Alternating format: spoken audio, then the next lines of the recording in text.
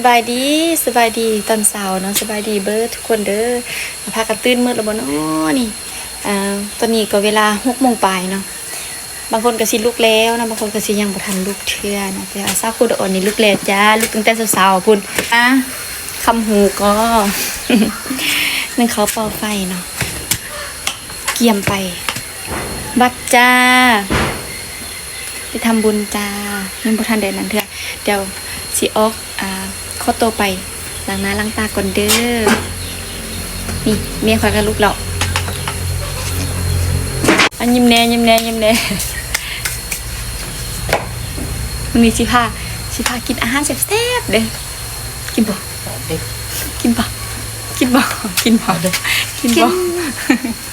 พี่น้องหลังจากที่นึ่งเขาเป่าไฟแล้วเนาะปรุงเขาแล้วก็เราก็มาเฮ็ดอาหารโตจะเฮ็ดปิ่งเนาะตอนนี้ก็สุกแล้วไฟก็หมดปะค่อยแล้วนี่ที่ตำเจียมักเผ็ดกับตำมักทั่วแซ่บๆนี่ล่ะมาเด้อมากินนำกันเด้อทุกคนเด้อมากินนำกันเด้อไฟก็นั่นล่ะสุกหมดละเดี๋ยวค่อยเก็บเอาละเนาะข้างแต่มักเผ็ดแล้วบัดนี้นะเพราะว่าตอนนั้นน่ะลืมข้างไฟก็ยักอ่อนยักหน่อยไปละไฟไม่มีแล้วนี่เด้อาหารคอยซ้ำนี่ก็พอแล้วเนาะปิ้งสิ้นหมูแล้วก็ตำแจ่วมักเผ็ดแซ่บๆนี่แล้วก็ตำอันมักทั่วใส่น้ำเนาะตอนนี้ก็อีกข้างอันมักเผ็ดมากันเพราะว่าอันเพิ่นอันนั้นโอ๊ยใจฮอนลึกมือค่อย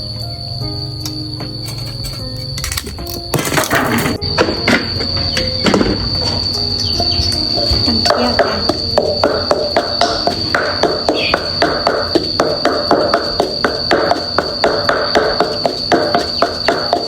ไปเก็บมักทั่วก็ลืมอัดคลิปไปนะไปเก็บมักทั่วลืมอัดคลิปอีตำมักทั่วแดงเจลแดงเก็บไล่หน่อยเจลนะเก็บน้อย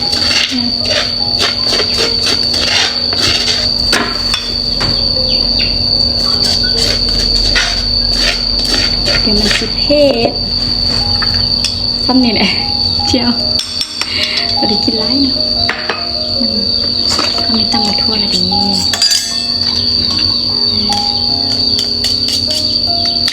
เดี๋ยวเอากัน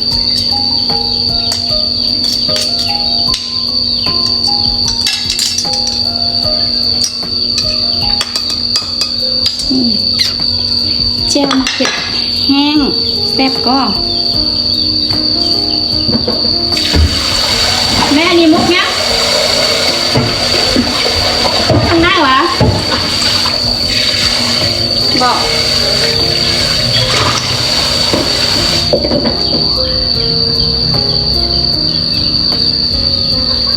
โอ๊ย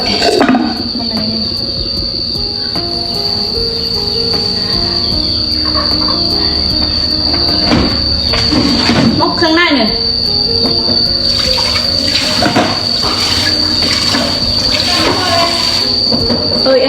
อัดคลิปเลยนี่ทัวร์ก็ยาวบอก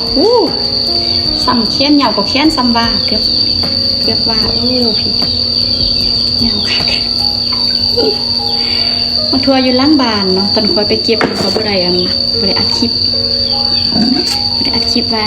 บัดนี้คอยสิมาตำทัวร์พี่น้องบ่เฮ็ดเผ็ดดอกตำน้อยนึงมันตำง่ายซ้ำหน่อยคนละ3 มื้อก็พอแล้วกระเทียมใส่ลงไปใส่กระเทียมลงไปกระปิจ้าไข่ยาแคะ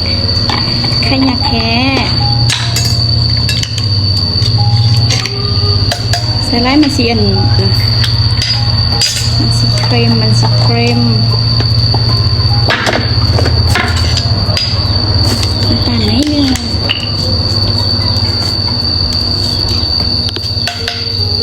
ใส่ไล่แล้วก็เป็นนัวก็ใส่ไล่เดียวก็ใส่ไล่ ตำน้อยๆน่าสีตกเสาเด้ตัวนี้ตำตัวตกเสาเลย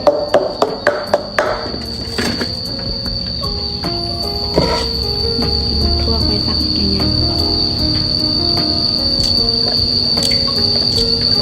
ตำแบบมาลูกโป๊กเป๊กหน่อยนึงนะโบอันนั้นไล่แบบโบให้แบบมุนไล่นะ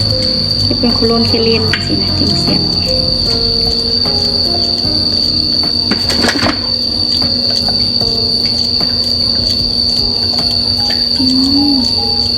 3 ฝักเดี๋ยวเขาตำนี่ตำ3 ฝักพอแล้วเก็บมา6 ฝักกินเด้อซ้ำก็เป็นขี้ตั้งอีกยังไงแบบว่าตำร้ายแล้วมันกินบ่หมดเราเสียดายข้องเนาะอันนี้ก็เอาไปกับอาหารต่อไปเพื่อนเอาไปเก็บไปกับต้องกินเอานี่มันน่าไปก็อยู่นั่งบานนะตาเสียบตาสะอ้อนน้องค่อยบ่ได้บ่มักแบบให้เพิ่นเล็กมุนนะบ่มักแต่เป็นขลุ่นทะเลมันจะแซ่บกว่าละเดี๋ยวสิมาเอามะนาวแล้วก็มักเลนเชื่อมาเชิญล้างก่อน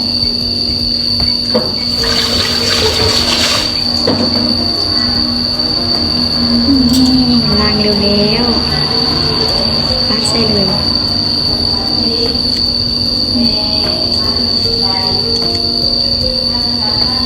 ส้มน้อยก็พอละมันสิส้มโผล่ไปเอามาสร้างเลยมะนาวก็เป็นน้ำดีพี่น้องมะนาวอยู่ล่างบานเลยใช้เบื้องน้ำคุณน้ำมะขะไล่ใส่อันเดียวก็พอขาดบ่ได้พี่น้องนี่ปลาเด็กของตราแม่บุญล้ำเจ้าเก่ากินของไทยเด้อเครื่องเราจะนำเขาจากส่วนโอ้ยโลพี่น้องมันสิเค็มกลับคืนสุพรรณกลับคืนไปมันสิเค็มหอมเทวา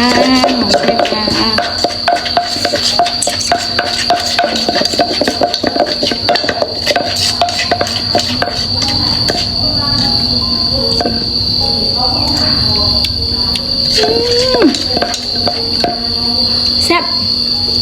ซ่บอีหลีบทาใส่ยังเพิ่มเสียบไล่แซ่บหลายโอ้ยคือดั้งแท้เดี๋ยวสิหายดีข้างนี้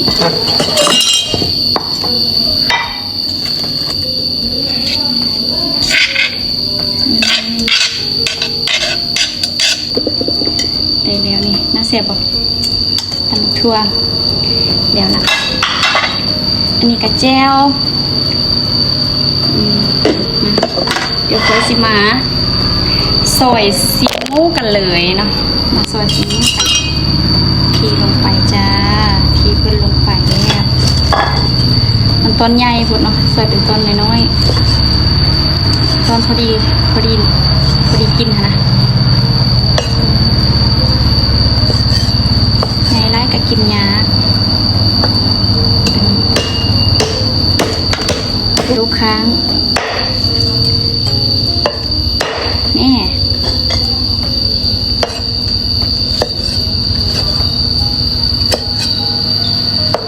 เรียบเสียบพอละตัวมันปักตัวซอย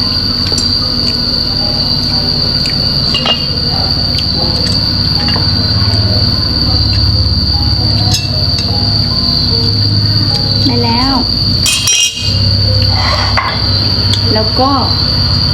เขามีขัวห้อยหมู่บ้านนี้เดี๋ยวนะน้อยนึง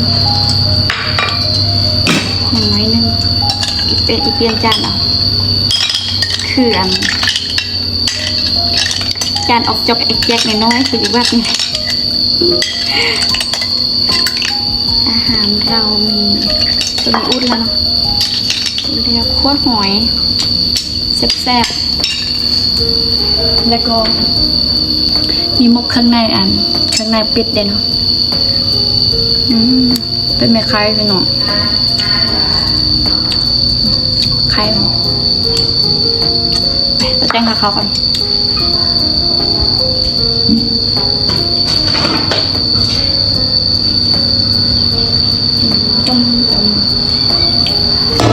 หมูบ่3 คนกินคืออาหารอยู่วัดเนี่ยพี่น้องพาเขากับโอ้ยจะเป็นลายงามเนาะสีสันสวยงามสีสันใส่ทันจีใส่ทาหน่อยมาสิเต็มยันบะพอ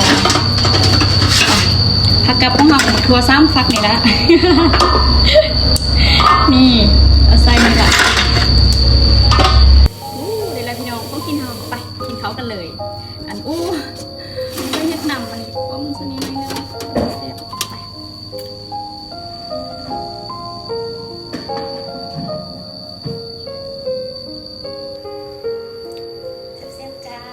มาเด้อกินข้าวเด้อกินข้าวจ้าอาหารแล้วนี่อาหารของดีมีหลายอันอยู่เนาะก็คือเป็นจังได้หัวข้าวหัวโล้นเนาะนี่ตำหมักแตงมีแจ่วตำหมักทั่วเนาะลุงอันนี้มุกข้างในนี่กินเลยจ้า2 เท่านี่จำกินนะ